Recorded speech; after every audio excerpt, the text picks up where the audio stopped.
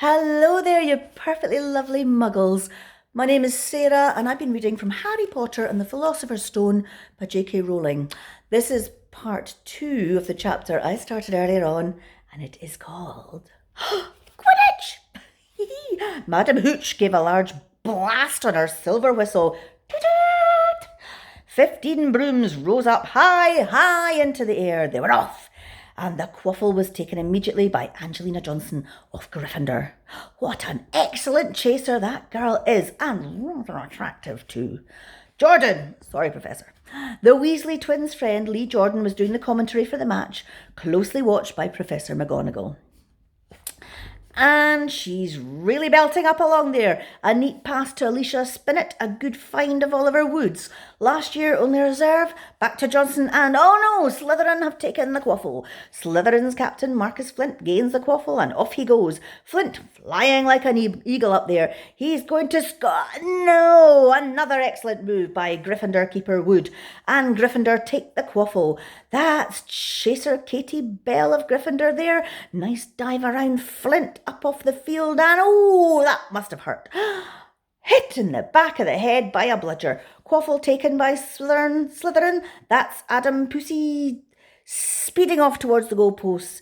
But he's blocked by the second bludger, sent his way by Fred or George Weasley, can't tell which. Nice play by the Gryffindor beater. Anyway, and Johnson back in possession of the quaffle. A clear field ahead, and off she goes. She's really flying, dodges a speeding bludger.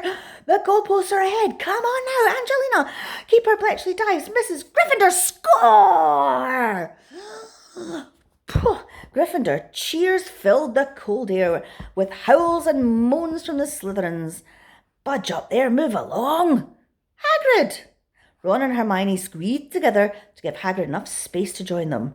Been watching from me hut, said Hagrid, patting a large pair of binoculars around his neck. But it isn't the same as being in the crowd. No sign of the snitch yet, then? Nope, said Ron. Harry hasn't had much to do yet. Kept out of trouble, though, that's something, said Hagrid, raising his binoculars and peering skyward at the speck that was Harry. Way up above them, Harry was gliding over the game, squinting about for some sign of the snitch. This was part of his and Wood's game plan. Keep out of the way until you catch sight of the snitch, Wood had said. We don't want you attacked before you have to be. When Angelina had scored, Harry had done a couple of loop-the-loops to let out his feelings. Now he was back to staring around for the snitch. Once he caught sight of a flash of gold, but it was just a reflection from one of the Weasleys' wristwatches. And once a bludger decided to come pelting his way, more like a cannonball than anything, but Harry dodged it, and Fred Weasley came chasing after it. All right there, Harry! He had time to yell as he beat the bludger furiously towards Marcus Flint. Slytherin in possession, Lee Jordan was saying. Chaser Pussy ducks 2 bludgers, 2 Weasleys, and Chaser Bell, and speeds towards the... Wait a minute! Was that the snitch? The murmur ran through the crowd as Adrian Pussy dropped the quaffle, too busy looking over his shoulder at the flash of gold that had passed his left ear. Harry saw it. In a great rush of excitement, he dived downwards after a streak of gold. Slytherin seeker Terence Higgs had seen it too. Neck and neck they hurtled towards the snitch. All the chasers seemed to have forgotten what they were supposed to be doing as they hung in midair to watch. Harry was faster than Higgs. He could see the little round ball, wings fluttering, darting up ahead. He put on an extra spurt of speed. Wham! A roar of rage echoed from the Gryffindors below. Marcus Flint had blocked Harry on purpose, and Harry's broom span off course. Harry holding on for dear life. Foul! Screamed the Gryffindors. Madam Hooch spoke angrily to Flint and then ordered a free shot at the goalposts for Gryffindor. But in all the confusion, of course, the golden snitch had disappeared from sight again. Down in the stands, Dean Thomas was yelling, "Send him off, ref! Red card!" "This isn't football, Dean," Ron reminded him. "You can't send people off in Quidditch." "And what's a red card?" But Hagrid was on Dean's side. "They ought to change the rules. Flint could have knocked Harry out of the air." Lee Jordan was finding it difficult not to take sides. "So, after that obvious and disgusting bit of cheating, Jordan!" growled Professor McGonagall. I mean, after that open and revolting foul... Jordan, I am warning you. All right, Flint nearly killed... All right, Flint nearly kills the Gryffindor Seeker, which could happen to anyone. I'm sure it's a penalty to Gryffindor, taken by Spinnet, who puts it away, no trouble, and we continue play. Gryffindor still in possession. It was as Harry dodged another bludger, which went spinning dangerously past his head, that it happened. His broom gave a sudden, frightening lurch. For a split second, he thought he was going to fall. He gripped the broom tightly with both hands and knees. He never felt anything like that before. It happened again. It was as though the broom was trying to buck him off. But Nimbus 2000s did not suddenly decide to buck their riders off. Harry tried to turn back towards the Gryffindor goalposts. He had half a mind to ask Wood to call time out, and then he realised that his broom was completely out of control. He couldn't turn it. He couldn't direct it at all. It was zigzagging through the air and every now and then making violent swishing movements, which almost unseated him. Lee was still commenting. Slytherin in possession. Flint with the quaffle. Passes Snippet. Passes Bell. Hard hit in the face by a bludger. Hope it broke his nose. Only joking, Professor. Slytherin score.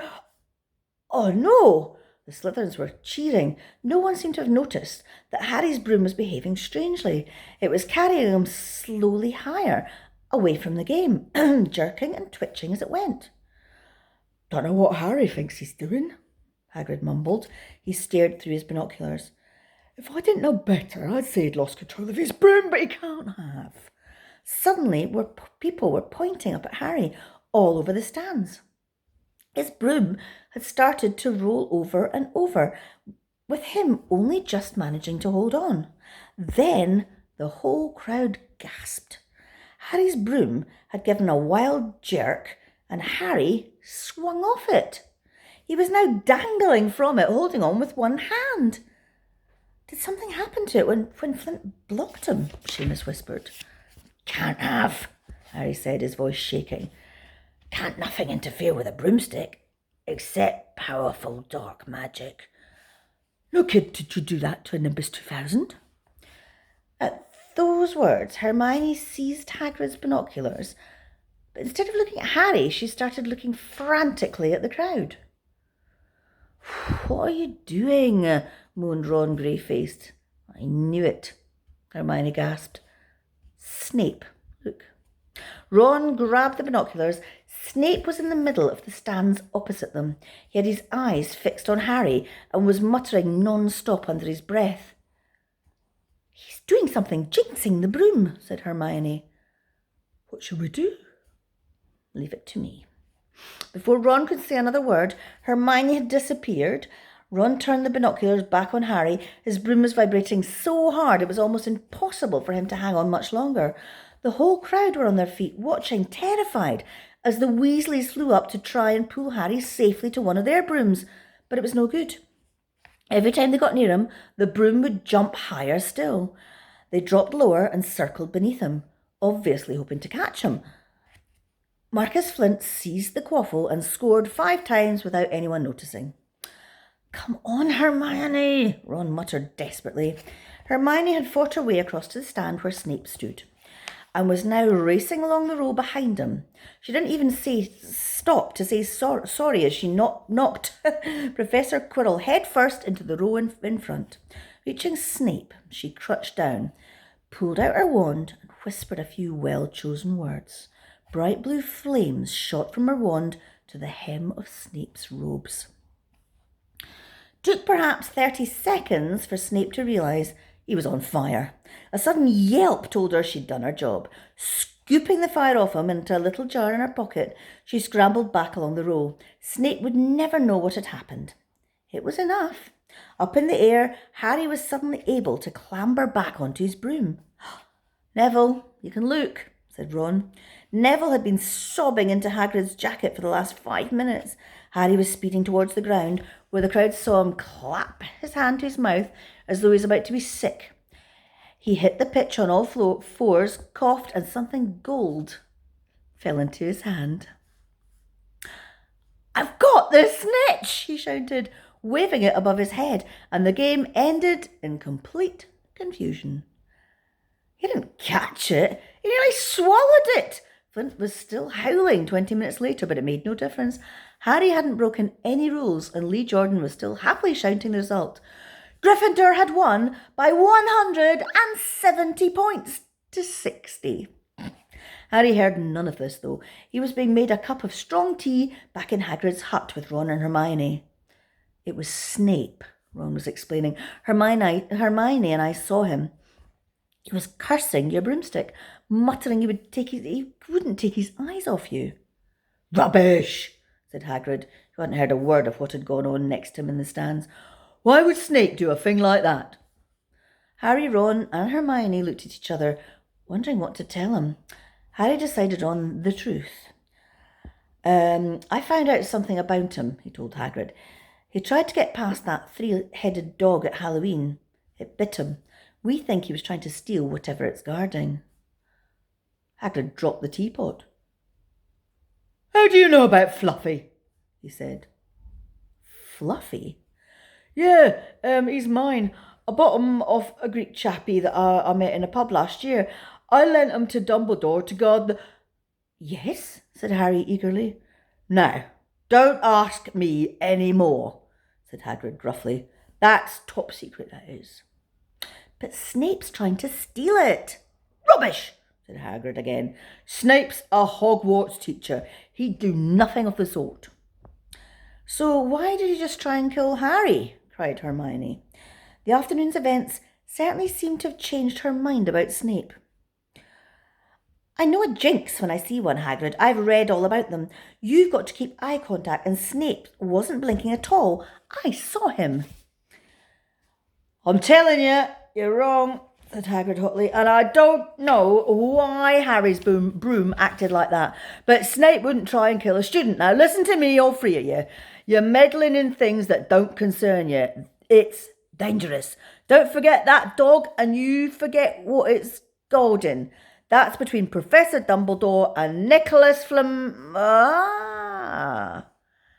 said Harry. So there's someone called Nicholas involved, is there? Oh, Harry looked furious. Hagrid looked furious with himself. Oh, sorry I stumbled over some bits of that, but it was very, very exciting. Anyway, teeth clean, hands wash, into bed. Massive snuggle. Because I'll see you tomorrow. Night-night.